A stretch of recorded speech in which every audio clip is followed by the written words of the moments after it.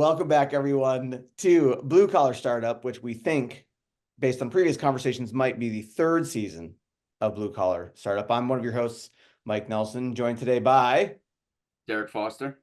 Thanks, Mike. Appreciate Nice, the intro. nice job. If you're watching or listening here, we practiced this already. We had a practice round, so we get it right this time.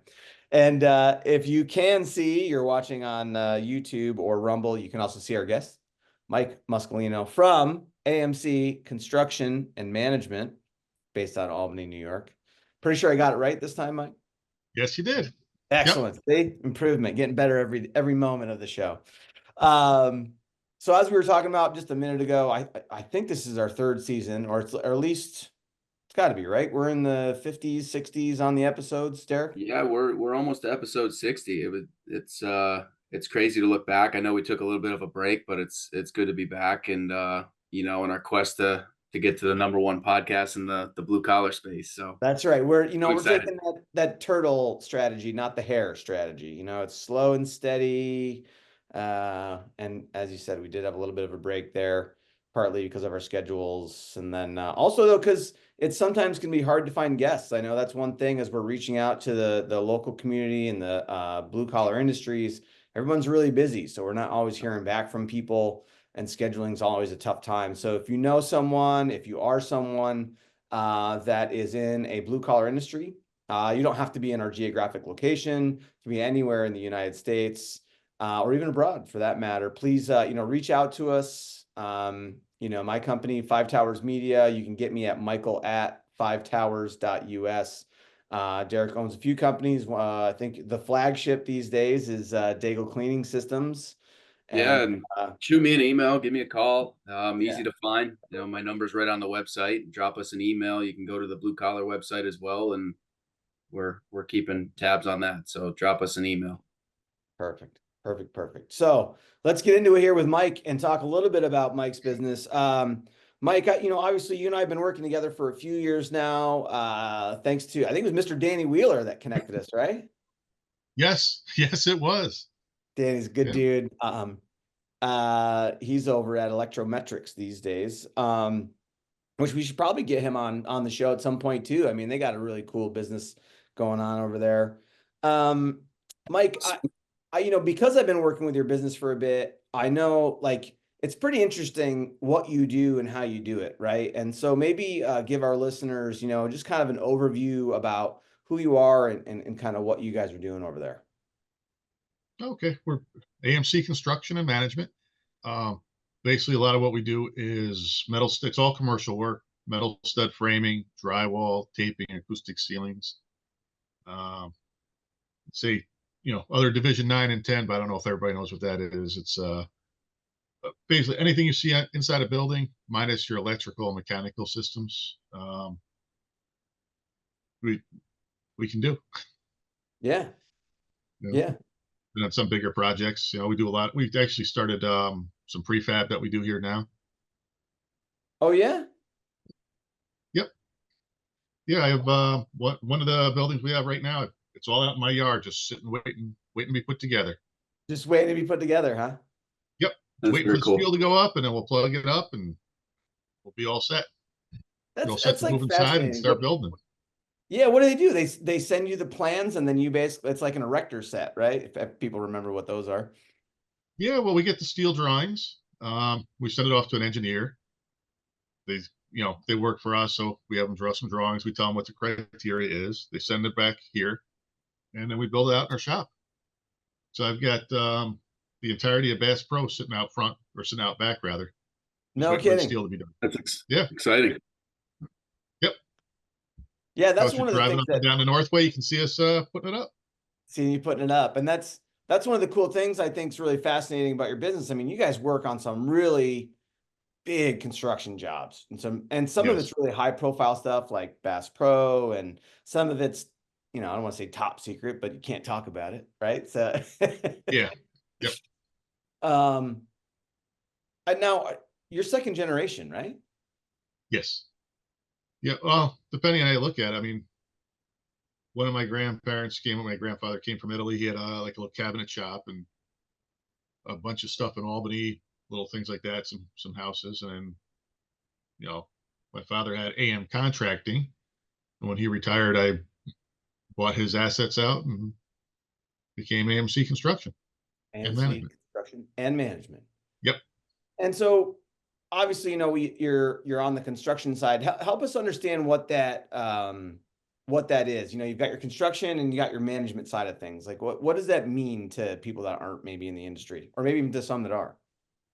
Well, some of it, sometimes we get like we call it prime contracts, where it'll be, there's some things like painting, some specialized flooring that we don't do, like special coatings and special floorings. So in a large prime contract, we'll get a bunch of different division sections together, they'll have to perform. So, we'll self-perform our own, and then we act as basically a general contractor to everybody else or for everybody else. So we'd hold the contract and they all work for us. So that's on the management, the and management side of it. And did you? Mike, how many staff do you have? In the office here, we have 6, and then out in the field, our crafts people anywhere between like 50 and 100. Wow. Last summer I think we had, let's say it was 120, 130 people. So it gets big after a while. Yeah. Where all the hair went. Yeah. At least it's not. There's not a lot of gray going on though, Mike. That's good. No, it all fell out. It all fell out. I have to keep Yeah. my hair high and tight now because it's all turning gray on me. 130 employees in the summer. That's crazy. Yeah. How do you manage all those people? Well, I mean, each one, each job has a foreman. Foreman manages their job. If they get to a certain size, the foreman will have, call them like sub foreman. So the foreman will be responsible for the site. Um, then under the foreman, we might have a sub foreman that'll watch, 7, 8 guys. So there'll be a couple of those, and then it just kind of pyramids up.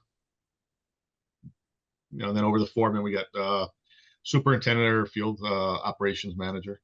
So the foreman will report to him, and then it goes up, and sooner or later, it all gets to me.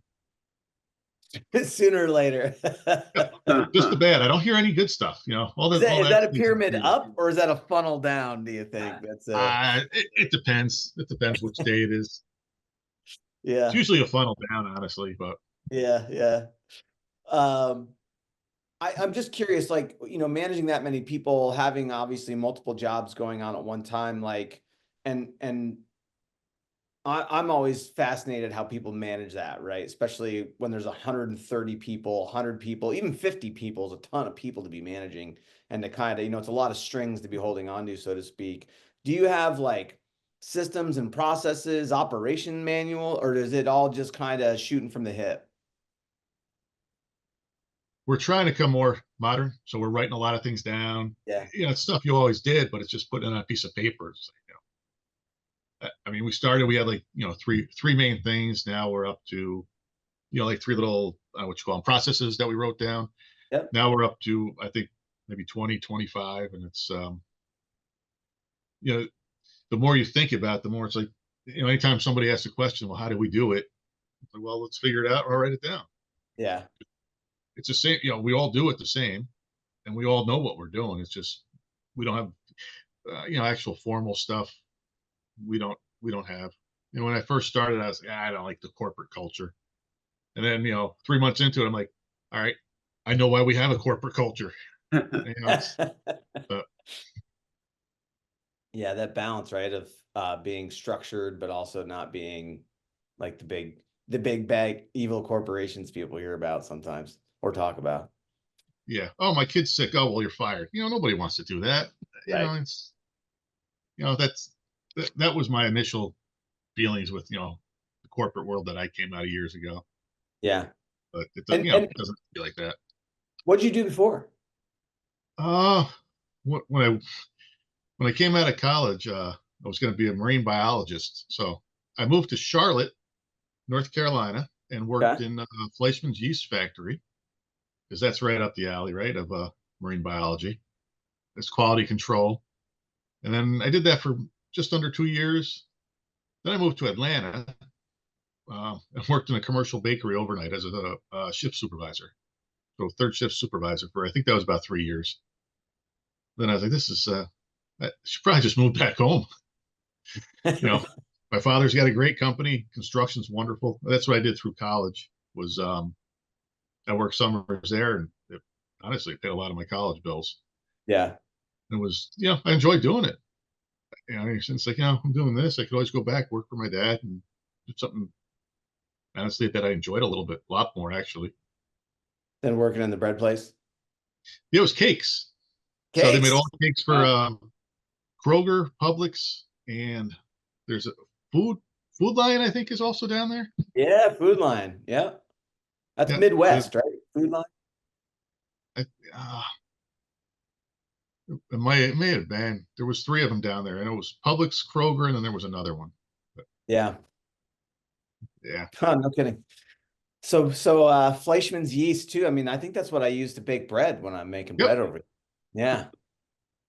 yep. So Fast yeah, fast acting yeast. yes, yeah, So, yep. Depending on Mike, which when you line get, it came off. Yeah. so I got a question, Mike. When you came back into the business, from the corporate world, what were some of the initial challenges that you faced, and did you ever question your decision to come back? No, I never questioned it. It was, once I came back, there was a lot of stuff because I'd worked out in the field as a laborer, and I knew a little bit. I knew enough. I could read basic plans. And the first thing they did is, because it was my dad. He's like, okay, here. He sits down. It's this big, it was a few years back, so it was a big printout, a big binder with that all the cost codes. It was probably about like that thick. It was huge. Here's your first job. Slaps it on my desk, and you got a meeting tomorrow morning to go tell them all the stuff you're going to do.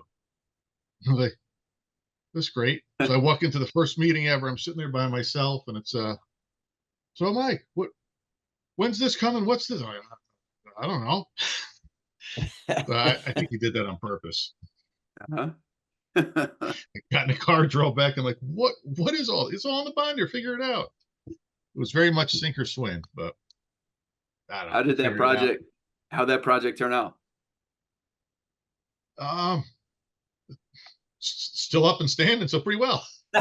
Say it didn't fall down Got it after. done. That's Yeah, good. yeah. It was one of the colleges. I think it was Marist. It was a dorm at Marist, I believe. He just sent me down there just for that one meeting. After that, he went down to him and was like, "So you just did that? Yeah, I just did that just to do it to you." I said, "Thanks, Dad."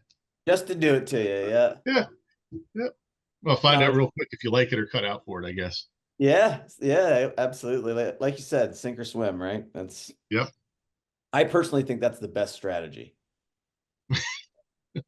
That's just Yeah. me. Okay. I'm not sure my kids enjoy it either, but whatever. Yeah. Well, one way to figure it out real quick. That's it. That's it. So, how much have you changed the model since taking things over from your dad? Or are you still doing business like in the same fashion that he was doing it? No, I say I changed it somewhat. Yeah, I've got a little different idea where I want to head. Um, we always did a little bit of prefabrication here, but given with everything that's happened, but in the 2008, 2009, there was a hit. A lot of people left. COVID, a lot of skilled tradespeople just decided to retire. It was just happened to be the age that they were at when COVID hit. Yeah. So I'm doing more out of the warehouse. I keep looking. That's where the warehouse is over on that side of the building. More out of the warehouse, just prefabrication than I think he ever thought of. So we're doing a lot of that. I'm starting looking like this green energy, the Yeah. renewables. There's things there that we're not electricians. We can't do the electric and stuff like that. But there's things that the carpenters can do, and it's if we can help some people out and put some people to work, make $1 at it, we might as well. And So what? yes, I'm changing a little bit. A little bit. Yeah. Some of the stuff we're doing, like I said, we're writing things down a little bit more formal. But a lot of our clients have changed too through the years. And a lot of them honestly are demanding more and more. You need to have written programs for this and that, whatever it is. So, well, we never had it. So a lot of them, not that we're making them up, but it's stuff that we did or do. And we're just, now formalizing it on paper. And do you think that makes it easier for you, for them? Like, why are they requesting those types of things? My my personal opinion is it goes back to a lot of the people have left, a lot of the older people, that came up differently, probably closer to what I did, and people older than me aren't around anymore. They retired, and there's I'm gonna say a lack of knowledge. So it's easier for somebody. Oh, well, you said you were going to do this. Check the box. Oh, you didn't. I can't check this box, so you obviously didn't do it. So why not go back and do it? I'm, there's more of that now, at least on Okay. the jobs we're on, than I've ever seen, and it seems to be keep progressing that way. So like from a quality control people, like they're coming in and since they really don't understand the job, they're using this like these Yes. SOPs, scopes of work to kind of make sure that you're doing what you're supposed to be doing kind of deal. Yep. That's interesting. Yeah. That's, Well. Yeah. Yep. I mean, it Everything. I sounds mean, kind of a little scary, doesn't it? You know? yes. Yeah. Some of it is. I mean, some of it is. A lot of times they get down too into the nitty gritty, and it's well, which hand do you use to hold the screw gun? Well, if I'm right-handed, I'm going to use my right hand. Well, what about that? Well, he's left-handed. I mean, there's sometimes they drill down into things so far. It's like, Yeah. the skilled carpenter, skilled craftsperson, they know how to hold the screw gun. There's Right. stuff like that that comes up.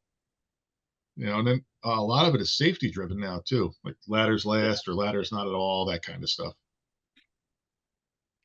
And So, now for you guys specifically, you run both union and non-union, is that correct?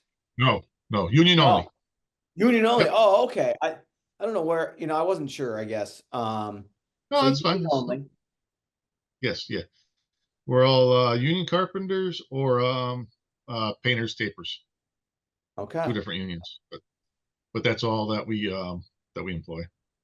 Got it. Okay. How does that affect your hiring process? Like, does that make it easier? Does it make it harder? I know labor is always a big question Um, mark these in days. some respects, it makes it easier. I mean, you've got a skilled labor pool you can pull from. Usually, summertime with schoolwork, sometimes it gets a little hard. Um, Hmm. but then at the same time, I'm gonna shoot myself in the foot by saying it. There are some people that they know they can do whatever, and they'll just go to when it is busy, they can opt from company. They can work Hmm. from 10 different companies in 5 months. There's nothing to get them out of the field, or no incentive for them to better themselves, or Yeah. come to work, I guess. Yep. Yeah, I know. Yeah. I've never, obviously I've never been a member of a union. I've never worked really inside an organization that employed union people. So I don't really know how that whole system works from an employer standpoint. Like in my impression is that like when you need labor, you call the union and say, hey, I need 4 finished carpenters. I Yeah. need 3 tapers. I need, blah, blah, blah. And then Yep. they send folks over for the duration of the job. How does it work for you when they go, like the job's over? Like in a normal privately owned business, you'd lay those people off or you'd be trying to find more work for them. How does that work with like with union people? I try to find more work. I mean, I try to keep that pipeline open so we can keep the same, 30, 40 people working all the time. Yeah. But then you'll spike up, schedules get compressed and you'll spike up. And it's, fortunately, that's part of construction. Yeah. Um, but I mean, a good carpenter, a good taper, they will only, I forgot it, they will work every day they want to work. If there's a day they don't want to work, if they're not working, it's because they don't want to. It's because they don't want to. Yeah, What they want to take a week off for a month to go someplace, and yeah. they know they'll have a job, no problem coming back with whoever they want. Are you liable for the unemployment side of things with people Oh with yeah, union people or does that yes, get you are?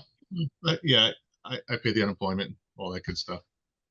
And Yep. if they go to another job site with a different employer, that shifts? I always wonder how that works with Yes. union. Yep. Yeah, I know if in I the, remember right, it goes so if somebody works for me, I lay them off, yep. then they go back to work, they'll work for that next person, and then they pick up that liability for when. And then if they get laid off again, it goes to the next employer and Yep. doesn't bounce back to you. Yeah. I always wondered how that goes from a union. I understand how it goes in the private sector. You're responsible for a certain amount of time, um, Mhm. but with a lot of the union guys, obviously they know there's going to be layoffs, right? Like it's kind of an expected thing for a lot of, Yeah, yeah, when the jobs get slow and yeah, everything's cyclic, so there'll be booms here in that capital region, then they'll slow yeah. down. Yeah, I mean it's pretty easy to see it coming when you're in the building and say, okay, well, there's no more drywall left to hang, there's Right. no more drywall left to tape. We just put up the last sheet, right? Yeah. Yeah, The, yeah. Have um, you gotten any feedback, Mike, from the unions as to, how they're doing with recruiting new talent and getting them through the door and putting them through their programs? Uh, yeah, like I said, we were only signed with the two unions. Okay. Um, and I employ a lot more carpenters than I do tapers. So I'm more familiar, much more familiar with the carpenters. And I gotta say, they're doing a great job. Honestly, they're out in the high schools. See them in the junior highs and the grade schools from time to time. Trying to get the kids. Hey, this is a viable career. I mean, you can do well in it. They're you know, uh, sometimes they build like little toolboxes and birdhouses and stuff. Yep. So they can get them interested at a younger age. And I mean, I don't know. I mean, I think it's a great career. I mean, even when I was out, doing just being a laborer there and a little bit of carpentry that I did. But yeah, they're doing it. They're doing a great job. They're getting out like into the high schools so that it's not just go to college anymore.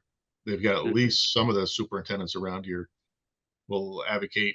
Hey, look at some trade schools. Maybe it's not the carpenters. Maybe it's one of the other ones. You're a plumber. You like plumbing, be a plumber. But that they are much more open to that even than probably 3 4 years ago. So would you say your outlook is pretty positive with the future of the blue collar workforce? Yes, I think we're going to have a rough time here for the next, I'm thinking like 4 to 8 years, just because if somebody's in high school now and they're interested, if they're 15 years old, they can't really enter the workforce for another 3 years. Then you're coming as an apprentice at 18. You got your 4 year apprenticeship. So that's what I'm saying. Like, the next 4 to 8 years will be rough, but after that, I think I think it'll be fine. I think it'll be good. sorry guys, I just got a little distracted there. I don't know if you know, I'm getting married Saturday, Mike, and Oh, we're doing it at our farm, and everything's happening right now. And someone just started a lawnmower right outside the window, and I'm like, oh my God, are you guys kidding me right now? But I think they figured out that, Is this the new paper delivery truck? man, tell you, amazing. Sorry about that. Um, okay. you and that was a great question too, by the way, Derek. Like you asked, and I was like, oh, good question, man. Mike, you talked about like it makes finding employees kind of easier than working with the unions. I'm wondering about too, like from a business standpoint. I have to assume, right? Like, I mean, you're not required to work with unions unless you're on like, well, no, you're probably not required to work with unions, right? Like you do that by choice because you like to work with unions. Um, if it's a PLA project, then you have to use union labor for the PLA terms. Okay. But for the most part, no. I mean, I'm signed with them, so I signed that contract, so I'm pretty Yep. much bound with them for you know as long as I live, basically. Uh, Right. yeah, but I mean, it wasn't when I first started working for my father, he was non-union or open shop, Okay. and then he just hit a size where it doesn't make any sense. You're trying to find people, Hmm. the people you are finding aren't professional, and it Yeah. was just you just get to a certain size where it makes more sense all around. It makes good business sense. You get a more professional worker for the most part. Yeah. That's what I was wondering, right? It was like from a scalability standpoint, like does it just make sense at some point to make that move as opposed to trying to stay in the private sector and Yeah, deal with the woes that we deal with staffing and hiring? Yeah, yeah. I mean, it really just comes down, like I said, scaling. Once you Yep. get to a certain size, it just makes it easier. That's interesting. Okay. Derek, do you have any Uh, experience, Derek, with unions with what you guys are doing? So again, it depends on the job. So, Yeah. we've been asked to, bid, and we've worked on, several union projects. So I've had some experience, and it's a little bit different. We're dealing with the laborers union. So it's more entry level staff, Hmm. but yeah, I mean, to Mike's point, it's you ask for staff, you sign on to the PLA, and they provide the employees. Most of the time they are professional. They're there to work. So, there is that benefit for sure. For us, there's really not, uh, from what I've at least found, need for that on a full time basis. On our Yeah. end, most of the work it's a small portion of what we do. Yeah. Yeah. Yeah. Um, yeah, I've had positive experiences for sure. So For the people listening that don't know, and for me, because I don't know, what does PLA stand for, guys? project labor agreement. I Oh, Yep. think okay. I had it right. Yes. Yeah, is that correct? All right. Yep. Mike says Project labor yes. agreement. I'm glad we knew that. I'm I like, know. I know, right? I put you on the spot. I'm like PLA, PLA, P. I'm like, well, L's got to be a labor, A's could be association. I'm like, I don't know, man. So project labor agreement. Okay. All right. PLA. Yep. So from a startup standpoint, Mike, the guys and girls that are starting up small businesses, moving towards a union solution is not going to be something they're going to be looking for in the beginning, unless they're I mean, signing specific type of contracts and work. yeah. I mean, I mean, if they're going in and building little like fit outs for malls and things, it probably is not a fit. But if they're looking at public work, yeah, even Hmm. small public work, I would expect that to be a much better fit. Okay. All Mhm. right. Just processing that, thinking about, again, thinking about the scaling and business growth and again, labor, especially, I mean, I'm not in construction, but I have to assume that labor is a large part of the overhead that you guys have, Yes. Yeah. right? Like, Typically, it's around 2/3 of whatever the cost is for the project, and it's yeah, also the biggest unknown. yeah. And I mean, Derek, same for you, right? Like, Yeah, I I- mean, I think the difference in our business compared to the construction world is, yeah, the majority is in labor. We have very minimal material and supply expenses, Mhm. where, Mike and contractors will carry a large supply and material expense. Yeah. Yeah. Yeah. yeah. I know it's like for us, like 90% of our expenses is labor driven, right? Yeah. Because it's all service-based stuff, like for us, it's, you got a little bit of overhead with computers and servers and technical garbage, but like, yeah, most of it's labor for us. So it's like it's big number, getting bigger. So Mike, Yeah, Mike, not going down. yeah, no, it's not going down. Derek, what were you gonna say, buddy?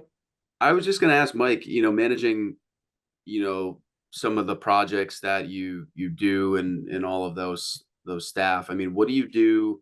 What's your daily routine look like? And, what do you do outside of work to keep yourself sane, so to speak?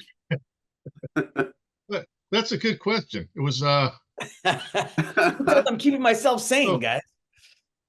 somebody once asked me, well, what's your hobbies? I was like, well, I kind of work. And this was last year before my youngest kid got his driver's license. I worked and I drove my kid around to all the soccer games.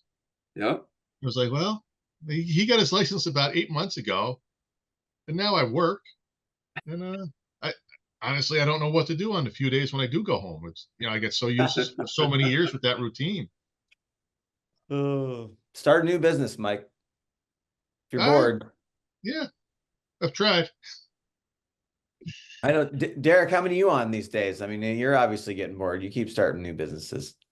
They're all Yes, but they're all within, they're Yeah. complementary or within the same vertical, No, I know. I just I'm not going out and inventing products or doing anything different, you know what I mean? So it's really just to keep our staff growing and advancing, and that's yeah. the reason that we do it. I just keep buying more farm animals, so I don't. Dude. That's my distraction, so I don't get bored. Yeah, What are you gonna I do? don't know. I read and try to figure new things out. Where we can go from here, what the next big thing's going to be. Where this What is the where next big construction's thing? going. Uh, I think it's going to be automation. Yeah, Yeah, even within the construction. you think so? Yeah, well, they've got these robots now that if I can get the files from the architect, they put the file in the thing. It'll run around a couple hours. It'll lay everything out. Where I used to have at least 1, 2 people doing that. Over a course of a couple of days, this thing will do it in a few hours. That's And it's like crazy. it really is. It's accurate to just as good as a laser and two guys laying out are. Within an eighth of an inch over 30 feet. It's like Jesus. You know, they cost as much as two guys, but you Right, know, right. Yeah. yeah, Wow. I didn't think that was going to be the answer. That's pretty crazy. yeah. I mean, it's not going to be for a year or two, but probably realistically, it'll probably be 10 years down the line. Yeah. I would think, but at the same time, all the people are coming into the trades. So I guess we'll see what happens, right? yeah, Well, and it's almost like their job role is going to have to shift somewhat to managing machines and working and interacting with those machines in order to be successful. yeah. I mean, right now, a lot of the emerging technology is based upon, or at least to me, it seems like the lack of a really good skilled workforce. There's companies you Yeah. can send them the drawings, and they'll get all the studs cut to length, numbered, and you used a robot. It lays it out. You put your track on the ground, and then it shows you where to snap the studs in, where the doors are. All you got to do is it's like an IKEA or a Walmart furniture when you buy it. Everything's slot A goes in slot B, and Wow. yeah, yeah. It's just I don't know if that's a good or a bad thing. Yeah, right. Yeah. Mike, I know we're getting short on time, but I wanted to there was one thing I kept meaning to ask you. I know that you're really big on metal studs and metal Yes. framing right now. Yep. As opposed to wood framing. And I know there's a few reasons for that, but I wanted to kind of ask you the question, like why are you so bullish on metal framing compared to your standard wood framing, especially in the big Well, commercial, right? um, almost all the big commercial jobs are drawn with metal framing. Like they're So specing it that way. yep, yep, respect like that. They're drawn on the prints. It'll tell you 3 and 5/8 metal stud, 6-inch metal stud. Yeah, almost everything we do is metal framing. Is that fire driven? Is that load driven? Like, why is that? I believe it's cost. I mean, the Really? metal stud might cost a little bit more, but on the application side, take this with a grain of salt because I'm not a wood guy. I sell you metal studs and metal framed things. Yep. Uh, it's from what I see, it's easier, it's more cost effective. I know there are insurance savings with metal over wood. Sometimes I know this is where I get into pushing some of the prefab things that I've looked into, so I can prefab your building here, take it from wood, build it out of metal here, bring it and set it up, put it all together for you. Yeah. It does save on some of your insurance costs. Sometimes you get the sprinkler removed depending on the building, if it had to be sprinklered or not. So you might have a little bit more upfront costs, but you'll save that, in the long run. So that's got to be fire driven then, right? If they're giving you if it's insurance driven and they're willing to remove the sprinkler system because the It's less obviously combustible material, yeah, right? Like that's got okay. It's been nagging at me and I did a couple of Google searches and really didn't find an answer that I liked. So I wanted to right? make sure I asked you about that. But I'm talking about the conventional 2x framing. There's a new mass timber buildings that are starting to work their way into the code that, again, I'm a metal guy. I don't know why I'd build your 15-story building out of wood when you right. got, metal studs. metal studs and structural steel, I think would give you a better product. But I got a dog in that fight too. So, Yeah. but yeah, I mean the mass timber is a different animal altogether. The mass timbers. Yeah, those are the big. They're like big glue lambs. It's not. I'm trying to think how to explain it. It's not. When you think of a house, you Yeah. have 2x4s, 2x6s. These are. You see it more out west than you do here right now. Actually, I think there was a couple in Massachusetts that were built. They're just.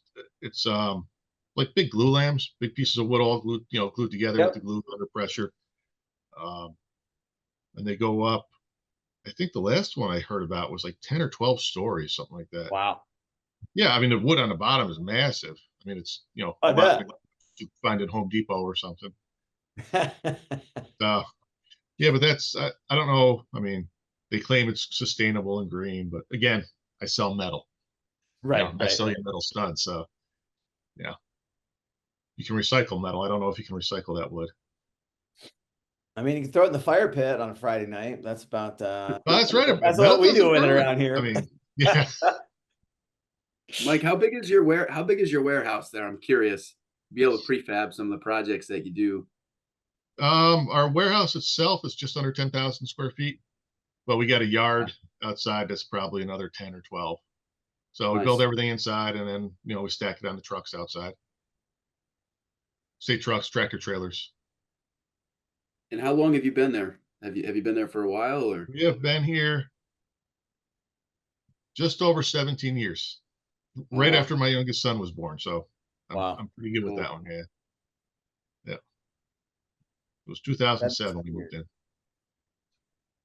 So what's the Cool. future look like for you, for AMC Construction and Management? I think it looks good. I mean, everything's a little slow right now, but I think that has something to do with the interest rates and the election cycle and all that Yeah. stuff. But I mean, right now, when we're looking at all the, you know, this area out towards Syracuse all wants to become the new Silicon Valley. We've got some big projects coming. You got, Yeah. chip plants, fab plants coming from, Malta down to Albany over to Syracuse. So you've got all that going on, plus all the infrastructure that has to come along with it. I mean, those people are going to need places to live, places to eat, McDonald's to go to, that kind of thing. Yeah. So I mean, as I think it's looking up over the next probably 8 to 10 years here. Before the robots take over. Yep. Yep. Yeah. Up until that point, right? All right. Perfect. Yep. Yeah. I saw a robot that does taping. It does tape, and Wow. it was yeah. I can't even believe it. That's crazy. It was you had to rent them at 4 at a time. You still need a human operator, and it was like the cost per month was like $200,000. I was like, Oh my God. Oh, well, this doesn't make sense here in Albany. I don't know. Maybe you need to go to Los Angeles or something, but not here. That's crazy. Yeah, but I mean that was a couple of years ago. They're only going to get faster and better and cheaper. Yeah. So, Wow. What a world. your yeah, kids I'd have rather have a person, but Go ahead, D. I was gonna say, do your kids, Mike, have any plans of working with you in the business, or what's the next my generation? youngest one maybe he's looking Yeah. at he's looking to go to school now for colleges, so he's looking at like construction management and some business programs. Awesome. My older one came to work for me during COVID for like 3 days, when he wasn't going to school or was doing it virtual. I gave him something to do, and he's like, Dad, you have the most boring job in the world. And that was the last time he came to the office. So like, yeah, Boring it's cool. businesses are Nobody's calling. successful There's nothing to businesses. do. Just sit here. Mike, if people want to learn more about you, about your business, about what you're doing, or how they can work with you, where can they find you? Sure. Oh, you gave me the website name. It's AMC Construction MGT.com. MGT, yes, I think that's correct. Yeah, or just Google AMC Construction and Management Albany. We should pop up, Should pop right? up. Are the Absolutely. first two search results. Let's hope so. Fingers crossed, right? Yeah.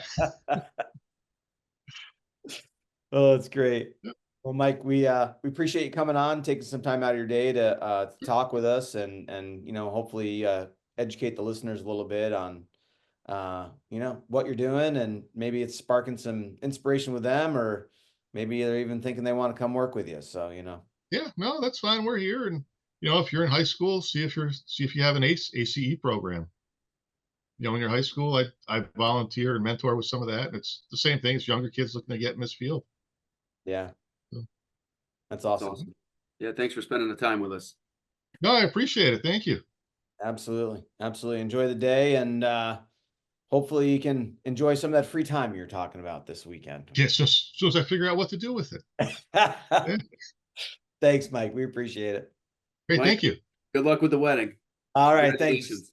Thanks. Yeah, I'm gonna go deal with a tent situation, I think. So thanks, That's guys. awesome. Congrats. We'll see you later. We'll see you.